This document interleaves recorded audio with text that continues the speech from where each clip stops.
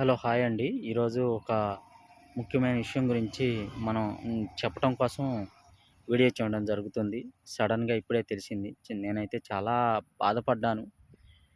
అలా ఎవరికీ జరగకూడదండి.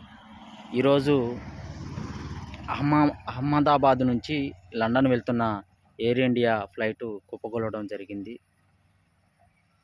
చెట్టుకు ఢీక్కోవటం వల్ల కుప్పకూలటం జరిగింది.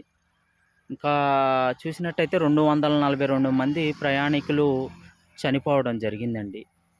నాకైతే చాలా బాధ వేసింది. దాంట్లో గుజరాత్ మాజీ సీఎం అయినటువంటి విజయ్ రూపానీ గారు కూడా ఉండటం జరిగింది. అలాంటి పరిస్థితి ఎవరికీ రాకూడదని మనం అందరం కోరుకుంటున్నాం. ఎవరైతే 242 మంది ప్రయాణికులు చనిపోయారో వారందరి ఆత్మకు శాంతి చేకూరాలని నేను మనస్ఫూర్తిగా ఆ దేవుణ్ణి ప్రార్థిస్తున్నానండి. ఓకేనండి.